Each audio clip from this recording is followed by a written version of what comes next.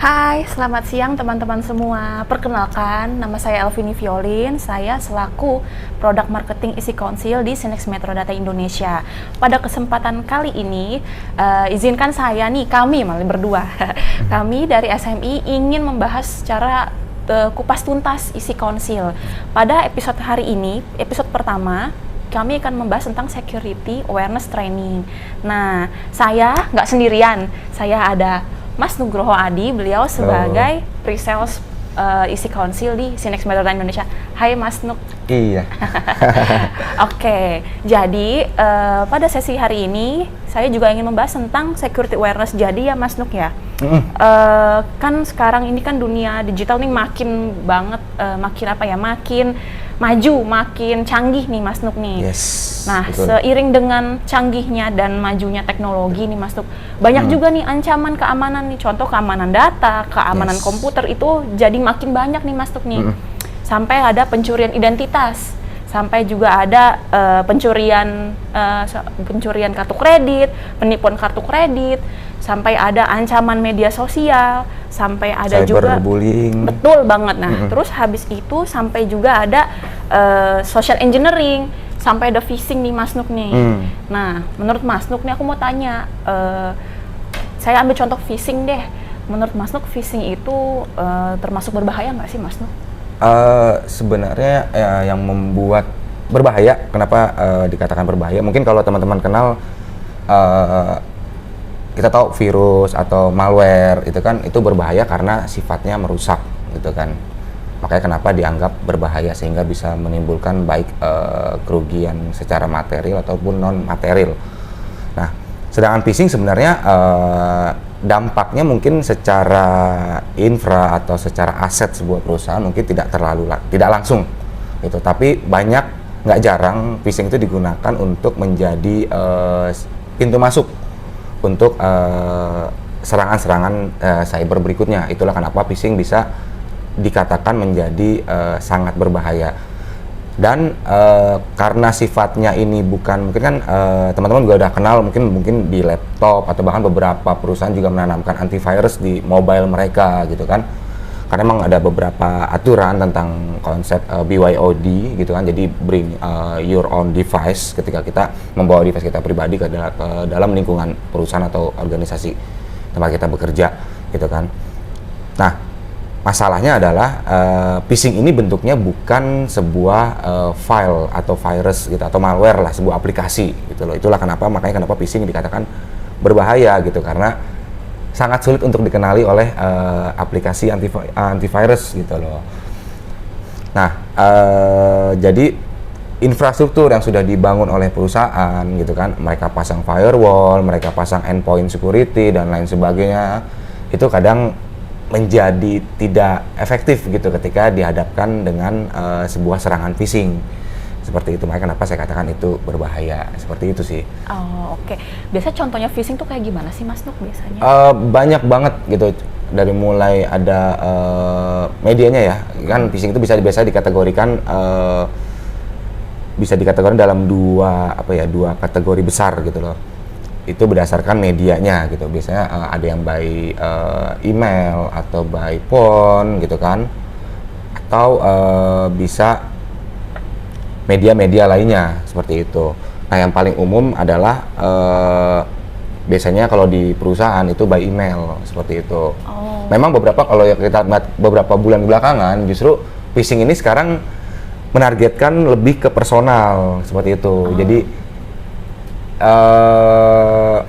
yang ditargetkan adalah kalau dulu kan organisasi yang diserang gitu kan, sebuah perusahaan atau sebuah corporate gitu kan, untuk mendapatkan keuntungan seperti itu. Nah, kalau sekarang lebih banyak targetnya adalah personal atau pribadi. Makanya biasanya sosial media menjadi salah satu media yang digunakan untuk phishing seperti itu. Oke, berarti kalau phishing itu mau ngomong-ngomong soal phishing, soal by email. Kemarin kan bulan lalu nih, kita kan harus lapor pajak ya.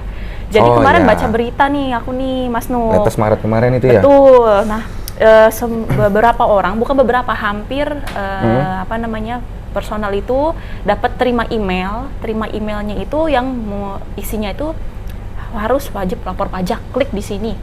Dan orang yang nggak tahu soal, yang nggak aware soal ini, ya langsung main klik dong. Dan otomatis langsunglah dia ke apa ya? Langsunglah itu hacker-hacker itu langsung mulai mengambil datanya. Dan itu kemarin rame banget nih Mas Nuk nih, apa namanya, berita hal itu. Nah terus habis itu kenapa ya Mas Nuk kenapa ya orang-orang itu bisa dengan langsung klik aja gitu loh Mas Nuk? Itu yang makanya saya katakan di awal, pada dasarnya kan sebuah security itu kan melibatkan 3 poin utama gitu, yaitu people, teknologi, dan proses, seperti itu. Kita nggak ragu lah kalau sebuah big corporate atau corporate besar itu biasanya kalau udah bicara teknologi security-nya, biasanya mereka itu udah jadi salah satu investasi utama mereka gitu kan, untuk menjalankan bisnis mereka gitu. Jadi, nah lalu prosesnya gitu, proses itu bisa berupa policy, lalu aturan-aturan yang berlaku di sebuah perusahaan, mungkin itu masih made by si corporate tersebut. Nah yang jadi masalah people-nya gitu loh. Nah ini yang kadang suka dimanfaatkan atau menjadi sebuah vulnerability atau celah yang dipakai atau yang digunakan oleh si oknum tersebut atau si hacker gitu. Nah kembali ke masalah tadi, yang masalah lapor pajak gitu kan, dia mengirimkan email phishing berisikan link fake gitu kan, yang apa ya, ngedirect ke sebuah situs tertentu yang sudah disiapkan oleh si hacker untuk menjerat korbannya. Ini konsepnya sama seperti kalau dulu tuh sebelumnya yang sempat ramai itu adalah pesan WhatsApp tentang kirim paket. Gitu kan. Iya benar, yang beberapa bulan lalu itu ramai banget masuknya. Gitu, jadi kan Bu saya mau kirim paket, gitu saya dari si Cepat gitu kan. Ini untuk bisa itu silakan klik tautan di bawah ini untuk tracking gitu kan, melacak paket Anda sudah sampai mana. Gitu. Nah itu ya sebenarnya konsepnya sama, itu aja gitu loh. Phishing itu tapi kenapa itu tidak pernah basi gitu kan? Bahkan bisa dibilang phishing dengan menggunakan teknik social engineering ini bisa dibilang sebuah metode paling tua, bisa dibilang gitu ya, cukup tua lah ya. Gitu kan udah jauh dulu, cuma mungkin medianya aja yang berbeda gitu kan. Makin canggih, makin banyak idenya yang hacker itu untuk kan. iseng begini gitu lah ya. Gitu. Nah, kemarin kan sempat ada himbauan dari pemerintah agar segera bayar pajak. Betul. Gitu kan. Dimana latestnya kalau nggak salah kemarin akhir Maret ya. Iya benar. Itu kan kalau kita nggak bayar pajak kita kena denda gitu kan. Nah ini sama kayak dulu juga waktu COVID, jadi memang kadang phishing itu memanfaatkan celah di korbannya gitu lah. Makanya kenapa kita sering menggaungkan istilah security awareness gitu kan, double check sebelum melakukan atau mengklik sebuah link gitu kan. Karena pada dasarnya kurang aware atau panik terhadap situasi atau kondisi itu kadang membuat kita tuh jadi lengah gitu. Nah hal ini yang kadang dimanfaatkan, makanya ditambah lagi dengan kemarin dia misalnya terima emailnya tanggal 29 sore gitu kan, besok udah latest gitu kan, belum bayar pajak gitu kan, wah dia langsung sampai di notice nih gitu kan. Apalagi mungkin sebelumnya dia sempat dikirimin kan, kadang dari pajak juga suka ngirim surat ke rumah gitu kan. Nah kebetulan dia kemarin gua habis ditegur misalnya kan, dikirimin surat agar segera bayar pajak atau lapor pajak seperti itu. Jadi udah nggak aware lagi, dia langsung klik dan ya sudah kena gitu. Ditambah lagi ketika dia dibawa ke website-nya mungkin seolah sama, tapi sebenarnya itu sebuah website yang sudah disiapkan oleh si hackernya gitu. Makanya kenapa dia sering aware dan double check gitu. Pastikan bahwa link yang kita klik adalah link official atau dari si penyedia layanan tersebut gitu loh. Oh gitu, berarti sasarannya ke semua orang berarti ya? Yes, benar banget. Berarti untuk yang non IT nih, biasanya nih non IT ini kan yang basicnya, yang backgroundnya memang non IT itu biasa lebih rentan lah terkena. Biasanya kan kalau misalkan aku baca hasil dari data nih, rata-rata yang orang non IT itu lebih rentan terkena phishing gitu kan. Nah, menurut Mas Nuk, yang non IT ini wajib nggak sih untuk belajar nih lebih dalam mengenai awareness ini, security awareness ini? Yes, bahkan dulu kan kalau sempat beberapa acara event di 2000 awal-awal COVID itu tahun 2020 awal. 2020 ya. Gitu tuh di mana tuh semua biasa bilang semua sektor itu merombak habit atau kebiasaannya gitu kan. Nah itu sempat ada wacana bahwa bahkan security awareness ini akan dijadikan salah satu poin penting ketika sebuah perusahaan menerima karyawan baru, gitu loh. Jadi Ini kayak semacam apa sih biasanya kalau anak baru tuh kalau di ospek gitu kali ya, kalau masuk ke sekolah gitu kan. Betul. Gitu. Jadi ketika dia udah selesai interview, dia terima. Nah, itu biasanya nanti dia di masa itu ada training tambahan adalah security awareness.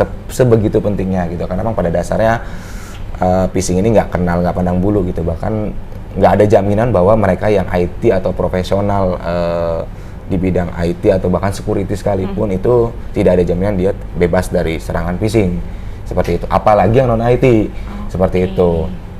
Seperti itu. Nah, Mas Nuk nih, kan biasanya kalau misalkan keamanan data itu dicuri sama hacker, lalu untuk yang bermain sosial media. Nah, nih. Bagaimana nih Mas Nuk nih? Misalkan nih, aku kan main Twitter, main Facebook, main Instagram, tapi nggak main TikTok. Tapi kan banyak yang main TikTok. Nah, itu apa ya? Wajib nggak sih? Bukan wajib Mas Nuk. Apa ya namanya ya? Penting nggak sih untuk apa namanya? Untuk awareness-nya ini nih di apa ya? Biar mereka nih aware dalam menggunakan sosial media kayak gitu. Penting itu seberapa penting sih Mas Nuk? Ya, sebenarnya kita kembali ke konsep gitu kan, kita anggap sosial media adalah sebuah lingkungan publik gitu kan. Misalnya kalau di dunia nyata masyarakat umum lah ya. Iya. Dulu kan kita sering diajarin tuh sama orang tua gitu kan, ketika kita bagaimana cara kita bersikap ketika di keluarga, kita bersikap di masyarakat umum, di tempat-tempat publik gitu kan. Lalu hal-hal apa aja yang perlu diperhatikan gitu. Nah, konsepnya sama, cuma bedanya kali ini di platform dunia maya seperti itu. Kayak kenapa sekarang itu menjadi salah satu concern utama gitu kan. Makanya kadang kata-kata viral itu menjadi viral gitu kan. Maksudnya benar. kata viral itu sendiri menjadi sering muncul gitu loh, dikit-dikit viral gitu kan, yang berakhir biasanya kalau yang sifatnya negatif ya berakhir berujung pada minta maaf biasanya gitu kan. Jadi kenapa tadi saya katakan adalah awareness dan double check, bisa dikatakan ya seperti think twice lah sebelum kita memposting sesuatu. Kan kadang kan yang jadi masalah itu adalah di sini apa ya, pada dasar memang udah jadi sifat manusia adalah bisa dibilang need for attention ya, pengen diperhatikan gitu loh. Benar. Gitu kan, semuanya gitu kan. Cuman yang jadi masalah tinggal porsinya aja gitu kan, dan bagaimana dia bisa bijak dalam memposting sesuatu seperti itu. Jadi jangan apa ya, kita pergi ke suatu tempat posting gitu kan, kita menjalankan hobi kita posting, kita makan di suatu tempat posting, kita galau dikit curhat di Twitter gitu kan. Better kurang-kurangin lah kayak gitu-gituan gitu loh. Karena kita nggak tahu kan siapa yang baca, kita nggak bisa mengontrol gitu siapa aja yang melihat postingan kita gitu. Oh kan udah saya private, itu salah satu preventif gitu kan. Kadang kan makanya kenapa tadi teknologi security aja nggak bisa dari satu aspek gitu kan, makanya ada 3 teknologi, people, process. Ini pun sama, mungkin kita udah private, kita udah membatasi siapa aja yang bisa melihat postingan kita gitu, tapi itu kan nggak ada jaminan bahwa kita akan bebas dari oknum-oknum yang tidak bertanggung jawab seperti itu. Jadi better ya kalau memang nggak terlalu itu ya nggak usah diposting lah gitu loh. Jangan apa-apa langsung diposting gitu loh. Berarti serem banget ya Mas Nuk ya kalau kayak gitu ya. Kita nggak kalau nggak think twice berarti asal posting itu jadi bumerang sendiri ke kita berarti ya. Karena yang udah berakhir dengan penyesalan gitu. Karena kan mungkin kalau minta maaf bisa menghilangkan semuanya gitu kan, ya udah cuma mengkelirin aja, tapi kan jejak kita gitu kan itu nggak hilang gitu loh. Gitu. Nah, Mas Nuk, gimana nih supaya caranya teman-teman ini bisa lebih aware nih sama bahayanya ancaman siber? Kita kembali dulu ke konsep kewajiban ya. Mungkin kan mereka berpikir, udahlah saya non IT, nggak perlu awareness gitu. Konsepnya sama kayak seperti misalnya kita beli handphone gitu kan. Ya ketika kita beli handphone kan kita dipaksa untuk ya udah gitu bagaimana memperlakukan handphone itu dengan baik gitu kan. Kita juga mau nggak mau harus belajar cara pakainya gitu. Nah itu pun sama gitu, ketika kita terlibat pada situasi atau sebuah lingkungan gitu ya, kita pun harus mau nggak mau beradaptasi gitu kan. Kita harus patuh atau bijak lah bisa dibilang gitu. Jadi misalnya kita mau pakai Instagram gitu kan. Nah biasanya kan Instagram tuh punya kebijakan kita bikin akun gitu kan. Kita juga mau nggak mau harus belajar untuk cerdas lah untuk dalam menggunakan suatu aplikasi seperti itu. Jadi balik lagi ke awareness ini, ya itu bisa dibilang kayak better ikut sih gitu, atau dalam artian better paling nggak, kalaupun memang nggak ikut secara resmi, kita mau nggak mau harus cari informasi itu sendiri gitu loh. Jadi aware untuk mencari security awareness gitu loh. mulai apa ya, belajar lah gitu. Jadi apa namanya, kalau misalkan teman-teman nih, misalkan aku nih, aku tertarik nih pengen belajar security awareness nih lebih lanjut nih. Terus habis itu bagaimana nih Mas Tuk nih supaya aku bisa belajar tentang security awareness? Sebenarnya salah satu Isi Konsil ya. Isi Konsil juga memang platform atau itu training ya. Gitu. Sebenarnya di Isi Konsil juga sebenarnya ada gitu, ada beberapa kelas untuk yang buat yang sifatnya bisa dikatakan non IT lah ya gitu. Jadi memang training itu bukan sesuatu hal, nggak selalu training itu adalah untuk dalam artian saya mau mulai sesuatu maka saya harus training gitu kan. Tapi ada beberapa training itu memang itu kebutuhan gitu loh. Itu modal dasar. Makanya kenapa tadi yang saya katakan di awal bahwa bahkan sekarang untuk kelas CSCU itu bisa menjadi salah satu program ketika sebuah perusahaan corporate itu menerima karyawan gitu loh. Jadi sebelum dia bekerja di perusahaan tersebut, biasanya mereka akan menerima training tentang security awareness seperti itu. Makanya itu kan tidak ada hubungannya, oh ya udah saya non IT ini gitu loh, ya nggak usah ikut training IT gitu kan. Nggak semua training IT itu memang untuk IT gitu, tapi lebih ke training IT itu untuk mereka yang berada di lingkungan IT. Itu sekarang hampir bisa dibilang nggak ada orang yang tidak ada di lingkungan IT ya gitu. Bahkan ibu-ibu rumah tangga pun ada gitu ya, kan nggak mungkin mereka nggak punya handphone gitu kan gitu. Jadi di Konsil ini ada sebenarnya ada dua kelas gitu. Ada kelas CCU gitu kan, Certified Computer Security User. Satu lagi adalah Certified untuk yang Awareness Security gitu loh. Kalau bicara mengacu pada lebih ke personalnya gitu kan, itu CSCU buat saya itu udah lebih apa ya, tepat lah untuk kelas CSCU karena itu kita di sana bakal banyak belajar gitu. Kalau nggak salah di CSCU itu total ada 12 modul. Sekarang CSCU itu udah versi 3 gitu loh. Jadi itu ada 12 modul. Nah ini. Oh ini. Ya, nah ini Studio Wheeler ini 13 poin nantinya akan dirangkum dalam 12 modul. Sekarang CSCU itu udah versi ketiga gitu. Jadi kemarin udah di-update oleh Isi Konsil gitu, karena memang IT itu kan tidak seperti eksak gitu kan. Dimana itu nggak akan berubah gitu kan. Bedanya kita harus mengikuti perkembangan zaman, perkembangan situasi dan update teknologi yang digunakan saat ini agar materi yang disampaikan itu tetap relevan seperti itu. Total ada 13 poin utama gitu. Jadi mungkin big poinnya aja ya. Jadi pertama itu ada identify the risk, set various cyber threat. Jadi ini akan belajar tentang mungkin tadi salah satu phishing. Jadi beberapa varian tentang mengenal beberapa varian tentang cyber threats atau ancaman cyber seperti itu gitu. Misalnya kayak data breach, phishing, lalu ada malware di mana di dalamnya ada virus, trojan dan lain sebagainya dan kawan-kawannya. Lalu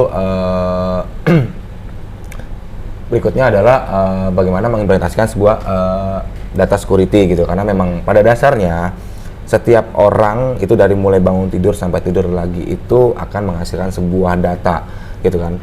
Nah tinggal bagaimana data tersebut akan dipilah, mana yang datanya sifatnya bisa dijadikan sebuah informasi dan mana yang sifatnya tidak. Nah ini kadang suka dimanfaatkan oleh si hacker gitu. Makanya kenapa di poin 2 ini kita akan bagaimana mengimplementasikan sebuah data security. Lalu juga tadi yang sempat dibahas tentang tentang apa sosial media gitu kan. Nah ini ntar ada secure the cloud account gitu kan. Lalu ada secure IoT device and gaming console gitu, karena memang saat ini hampir segala aspek itu bisa dijadikan sebuah pintu masuk gitu kan untuk sebuah ancaman gitu kan, atau sebuah tindak kejahatan cyber. Lalu nah ini di poin 12 gitu kan, karena kemarin kita pandemi gitu kan, makanya secure remote work itu juga menjadi salah satu poin penting gitu, karena hampir mostly semua perusahaan karyawannya kan bekerja dari rumah. Iya betul. Gitu kan, nah makanya kenapa ini dianggap penting gitu, makanya kita juga harus nge-share tentang bagaimana secure remote work gitu. Lalu ada implement appropriate security measure associated with online social networking gitu. Jadi ini udah cukup, bisa dibilang cukup mengcover gitu basic security awareness gitu kan. Ya memang tidak ada jaminan bahwa akan 100% gitu kan. Wah, setelah jadi ikut kelas ini saya jadi tidak akan aman dari kejahatan cyber gitu. Balik lagi kan kita punya people gitu di sini gitu Ya, kan. Jadi memang mungkin teknologinya udah canggih, prosesnya udah oke. Ya namanya manusia kan tempat salah gitu kan. Namanya kita sebut manusia gitu kan. Masih ada khilaf. Tapi paling tidak kita sudah berusaha nggak yang polos-polos banget gitu loh. Punya saya di aware gitu, makanya kenapa ini menjadi salah satu poin penting sih seperti itu. Oke, jadi berarti ini modul 13 modul ini benar-benar mengcover semua mengenai tentang awareness berarti ya. Berarti ini untuk non IT pun bisa dong Mas Nuk berarti ya? Iya, memang ini awal basicnya sebenarnya. Ya, jadi konsep dasarnya ini disiapkan untuk yang non IT. Memang kelas ini kelas non IT, di mana mereka yang akan bersinggungan atau berada pada lingkungan IT gitu kan. Jadi ya mau finance atau SR atau mungkin mahasiswa gitu kan. Semuanya bisa mengikuti lah ya. Atau mereka yang IT pengen baru mulai terjun nih. Saya Radiat nih mau misalnya dari SMA kelas mau kuliah di jurusan IT gitu kan. It's okay gitu. Ini bisa jadi salah satu langkah awal gitu lah. Seperti sebelum kan kita ada beberapa jenjang gitu kan, dan kayak yang mungkin teman-teman juga tahu kayak kelas security ethical hacking gitu kan, ada network defense gitu kan, CND, lalu ada tentang penetration test, lalu ada DevOps gitu kan, tentang membuat aplikasi DevOps security, DevOpsSec gitu kan. Nah ini mungkin bisa jadi start. Oke. Berarti kalau teman-teman non IT maupun IT yang ingin mempelajari lebih lanjut mengenai security awareness training, bisa hubungi ke kami, ke email kami langsung aja ke isikonsil@metrodata.co.id. Nanti akan kami jelaskan lebih detail mengenai training apa saja yang bisa kami provide. Nah, untuk sesi hari ini kayak sudah cukup jelas nih Mas Nuk nih tentang security awareness ini nih. Ini kayaknya udah sampai detail banget nih Mas Nuk nih. Nah, untuk sesi hari ini mungkin kita sudahi saja nih. Sudah waktunya jam makan siang juga. Tidak puasa. Oh iya, puasa. Puasa. Gitu. Jadi Mas Nuk, terima kasih banyak waktunya. Sama-sama. Telah mengisi penasaran aku nih soal tentang security awareness ini seperti itu. Terima kasih banyak Mas Nuk. Iya, sama-sama. Oke teman-teman, terima kasih banyak. Sampai jumpa di sesi berikutnya. Terima kasih.